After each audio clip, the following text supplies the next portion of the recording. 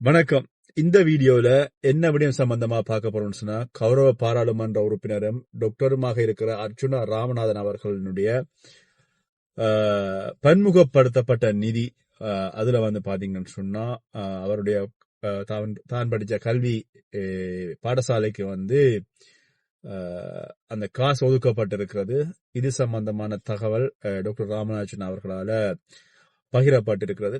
சரி, இது சம்பந்தமாக இந்த வீடியோவில் பார்க்கலாம். அது மட்டும் இல்லாமல் கூட்டாக சேர்ந்த தமிழ் கட்சிகள் ஜனாதிபதியை சந்திச்சிருக்காங்க. அங்க என்ன நடந்திருக்கிறது அப்படின்ற விஷயத்தையும் வந்து இந்த வீடியோல பார்க்க போறோம். வாங்க வீடியோக்குள்ள போகலாம். டாக்டரும் கௌரவ பாராளுமன்ற உறுப்பினருமாக இருக்கிற ராமநாதன் அர்ச்சுனா அவர்களுடைய பன்முகப்படுத்தப்பட்ட நிதி இப்ப நீண்ட நாட்களாக ஒவ்வொரு துறைகளாக மாறி மாறி மாறி மாறி மாறி போய்கொண்டே இருக்கிறது. சரியான முறையில் அந்த நிதி பகிர்ந்து அளிக்கப்படுவதில் பெரிய ஒரு சிக்கலாக இருக்கிறது.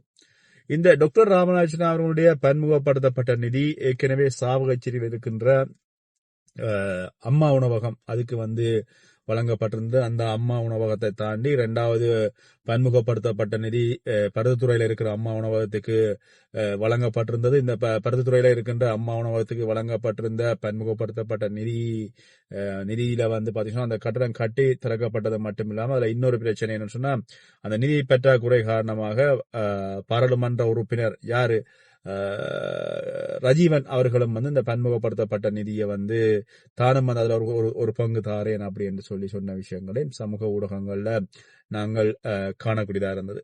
அதுக்கப்புறமா வந்து டாக்டர் ராமராஜனுடைய இன்னொரு பன்முகப்படுத்தப்பட்ட நிதி இந்த நிலாவரை கிணறுல வந்து கட்டட தொகுதிகள் கட்டப்படுவதற்கு ஒதுக்கப்படுவதாக சொல்லப்படுகிறது. ஆனால் நிலாவரை பகுதியில வந்து கட்டட தொகுதிகள் கட்டப்பட்டு கொண்டிருக்கின்றன. அது கட்டப்பட்டு கொண்டிருப்பது மட்டுமில்லாமல் அது யாருடைய பன்முகப்படுத்தப்பட்ட நிதி அப்படின்றது எனக்கு தெரியல. நான் கடந்த முறை அந்த பகுதிகளாக செல்கின்ற பொழுது பார்த்திருந்தேன். நிலாவரையில வந்து பன்முகப்படுத்தப்பட்ட நிதியா அல்லது வந்து பிரதேச சபையுடைய நிதியா தெரியல. அங்க வந்து கட்டடங்கள் கட்டப்படுகின்ற வேலைகள் இடம்பெற்றுக் கொண்டிருக்கிறது. நான் நினைக்கிறேன் இப்ப வந்து பூர்த்தியாகி இருக்கும் என்று நான் நினைக்கிறேன். அந்த அளவுக்கு வந்து பாத்தீங்கன்னா அந்த பணிகள் நடக்கிறது. ஆனால் டாக்டர் ராமநாதன் அவர்களுடைய இந்த பன்முகப்படுத்தப்பட்ட நிதி நிராகரிக்கப்பட்டது. அதுக்கப்புறமா அந்த பன்முகப்படுத்தப்பட்ட நிதி யாழ்ப்பாண பிரதேச சபையா அங்க வந்து ஏதோ ஒரு இடத்துக்கு வந்து அந்த பணம் ஒதுக்கப்பட்டிருந்த பணத்தை வந்து பாத்தீங்கன்னா அவர்கள் வந்து வேறொரு திட்டத்துக்கு பயன்படுத்த வழிகிட்ட பொழுது டாக்டர் ராமநாதன் அவர்களிடம் இது சம்பந்தமாக கேட்ட பொழுது அவர் அதுக்கு வந்து சம்மதம் தெரிவிக்கவில்லை. இல்லை, என்னுடைய பன்முகப்படுத்தப்பட்ட நிதி அதுக்கு நீங்க செலவழிக்காத பட்சத்துல வந்து நான் வேறொரு திட்டத்துக்கு கொண்டு போகணும் அப்படின்னு சொல்லிட்டு அவர் தான் படிச்ச தன்னுடைய பாடசாலை என்று சொல்கின்ற யாழ்ப்பாணம் இந்து கல்லூரியினுடைய மைதானத்துல வந்து அங்க விளையாட்டு திடல்ல வந்து அதுக்கான பணிகளுக்காக அந்த பணத்தை ஒதுக்குவது சம்பந்தமாக சொல்லியிருந்தார். இதன் பொழுது பாத்தீங்கன்னா இதற்காக உடனடியாகவே வடமாகாணத்தில் இருக்கின்ற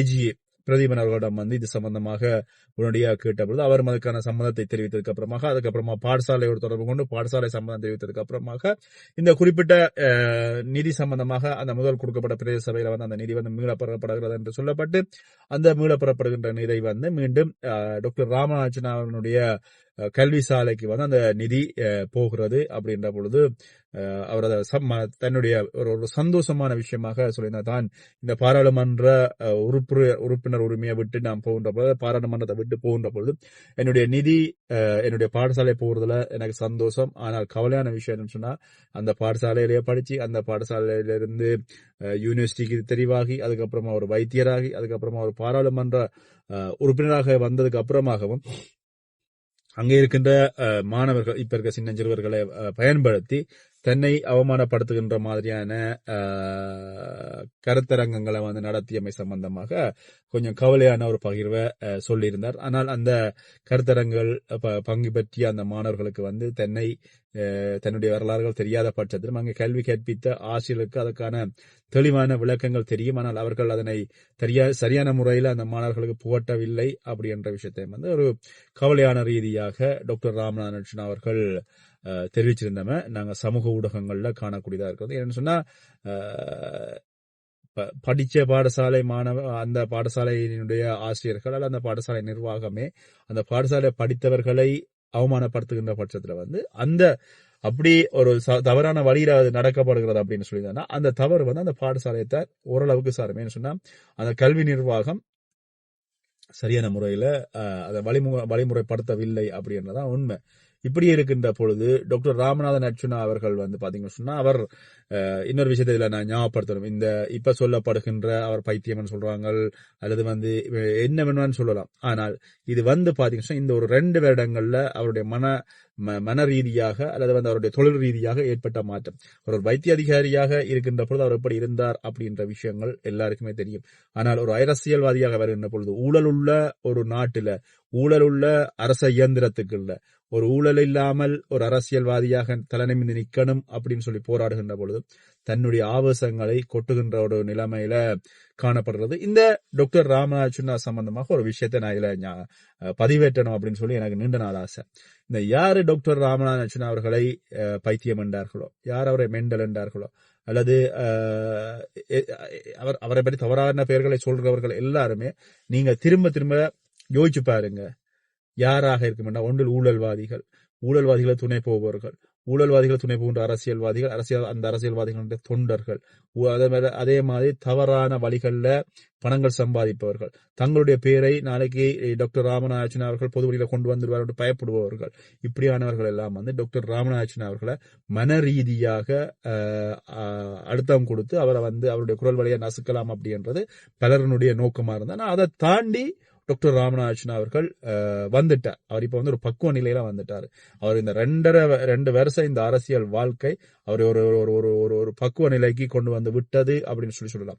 ஏன்னு சொன்னா ஆரம்பத்திலே டாக்டர் ராமநாதன் அவர்கள் இந்த ஊழல்வாதிகளோட போராடுகின்ற பொழுது, இந்த ஊழல்வாதிகளை எதிர்க்கின்ற பொழுது அவர் எதிர்கொண்ட பிரச்சனைகள் நிரந்தரமான ஒரு இடம் இல்லை, நிம்மதியான தூக்கம் இல்லை, கார்லயே வாழ்க்கை, இப்படி இருக்கின்ற பொழுது அவ்வளவு வலி வேதனை வார்த்தைகளாகத்தான் வெளியில வரும். அது யாரா இருந்தாலுமே அப்படித்தான் வரும். அது நீங்க எந்த ஒரு மனிதராகவும் இருக்கட்டும், தனி மனிதராக யோசிச்சு பாருங்க.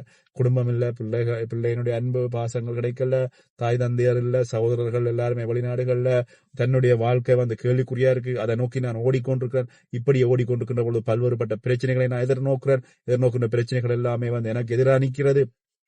அப்படின்ற பொழுது எங்கே இதற்கான அங்கீகாரம் கிடைக்கிறதோ அந்த இடத்துல வந்து அந்த அங்கீகாரத்தை பயன்படுத்தி தன்னுடைய வார்த்தைகள் என்றது வந்து கட்டாயம் அது வந்து ஒரு பெரிய ஒரு சொற்றொடலாத்தான் அது வரும். அதுல வந்து மாற்றுக்கத்துல அவ்வளவுக்கு வந்து இப்ப வடபகுதியை பொறுத்தவரையில பாத்தீங்கன்னா ஊழல் இல்லாத வடபகுதியை உருவாக்குறதுன்றது நான் நினைக்கல அது பெரிய ஒரு கனவா இருக்கும். நான் நினைக்கல ஒரு 5 வருஷம் 10 வருஷம் திட்டம் இல்ல, இது பெரிய ஒரு திட்டம். இவ்வளவுக்கு இப்ப இருக்கிற இந்த அனுர அரசாங்கம் இவ்வளவுக்கு ஊழல்வாதிகளை பிடிச்சு உள்ள போடணும் அப்படின்றத குறியா நிக்கிறது. காட்டி யார் ஊழல்வாதிகள் சொல்லப்படுறார்கள் அவர்களால வந்து அவர்கள் மீது நடவடிக்கை எடுக்கப்படுறது. இப்ப வடபகுதியை பொறுத்தவரை வடபகுதி தமிழர்கள் மீது இன்னும் கை வைக்கல, எப்ப கை வைப்பாங்கன்னு தெரியாது. டாக்டர் ராமநாதன் அவர்களே கிட்டத்தட்ட எத்தனை 6 ஃபைல்கள் கொடுத்திருக்கிறார் ஊழல்வாதிகள் பற்றி. என்ன யார் மீதும் கை வைக்கின்ற பொழுது நடவடிக்கை எடுக்கப்படும். ஆனால் அண்மையில வந்து பாத்தீங்கன்னா நேர்மையான வேலை வாரம் வடமாகாண ஆளுநரால வந்து சத்தியப்பிரமாணம் செய்ய கூட ஒரு காணி சம்பந்தமாக ஒரு குறிப்பிட்ட அதிகாரி ஒருவர் 5 லட்சம் ரூபாய் தந்தீங்கன்னா நான் கள்ள உறுதி முடிச்சு தருவேன் சொல்றாரு என்று சொல்லி ஒரு சமூக ஊடகத்தில் சகோதரர் ஒருவர் பயிர் போட்டிருக்காரு. அப்படி போடுகின்ற பட்சத்துல வந்து எங்கே இருக்கிறது இந்த எங்களுடைய வடபகுதி அப்படின்னு யோசிப்பாங்க. இந்த 2.5 வருஷ NPP அரசாங்கத்தினுடைய ஆட்சியில இன்னமும் ஊழல் தலைவிரிச்சாடுது. அப்படின்ற பொழுது இந்த ஊழலை வந்து அடக்கிறது கஷ்டம். இந்த ஊழல்வாதிகளுக்குள்ள நான் ஒரு மனிதன் நல்லவனாக இருந்து கொண்டு போராடி நான் இந்த சமுதாயத்தை திருத்துவேன் சொல்லி வெளிக்கிடைக்கல அவ்வளா எதிர்ப்பை சம்பாதிச்சு அவ்வளா எதிராளிகளுக்கு மேல வரணும் வார்த்தை பிரயோகங்களை விட வேண்டிய துப்பாக்கி நிலைக்கு தான் தள்ளப்படுகிறது.